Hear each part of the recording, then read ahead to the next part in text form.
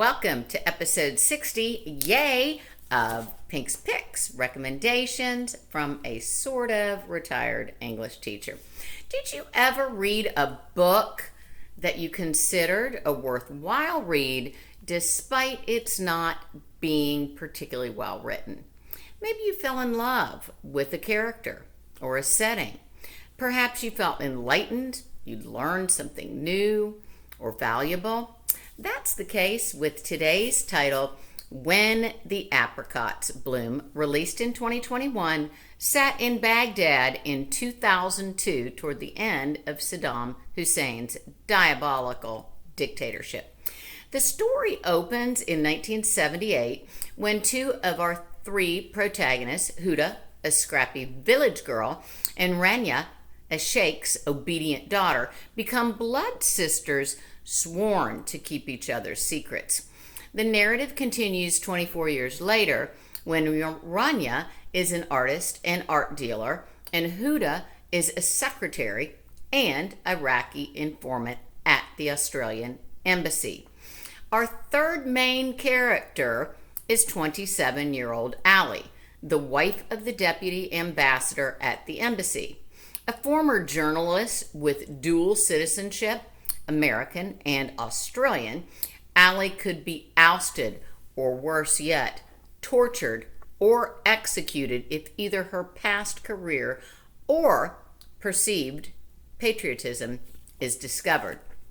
The same fear that pervades the once picturesque ancient Babylonian city unites the three women.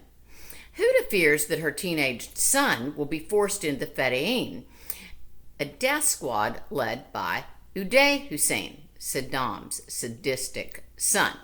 It's a group that made the families of their victims display their loved one's severed head on their gate.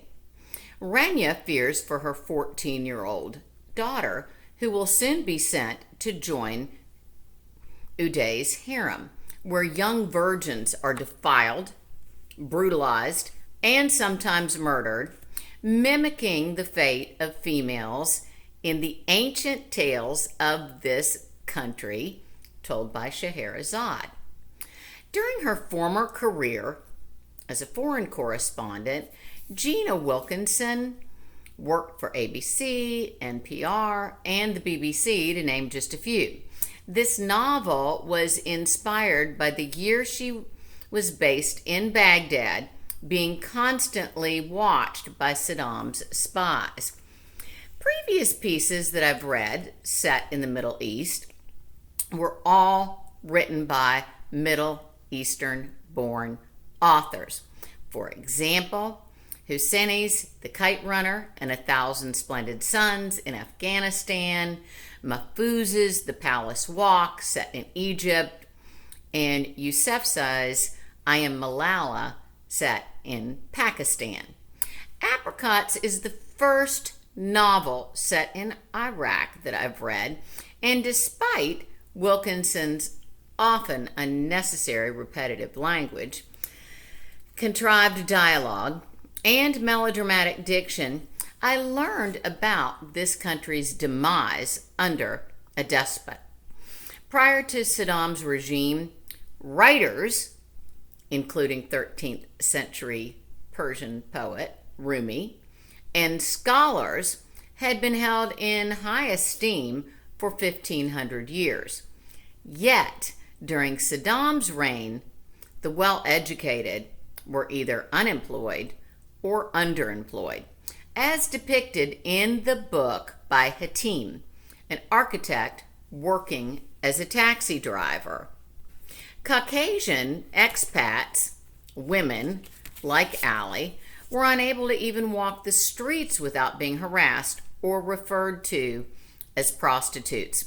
Most phones were tapped, foreigners and citizens alike hired security guards, and residents installed multiple locks on and bars on their doors and windows. In addition to his abhorrent treatment of females and his Fedayeen soldiers, Uday also tortured athletes who failed to live up to his expectations. Even neighbors and friends were suspicious of each other. Wilkinson writes, honesty? What did that mean? In Baghdad, few could afford that luxury. I give Apricots a B minus. For you fans of historical fiction, next time I'll be discussing 2 books about librarians. Until then, stay safe, be healthy, and do your homework. Bye-bye.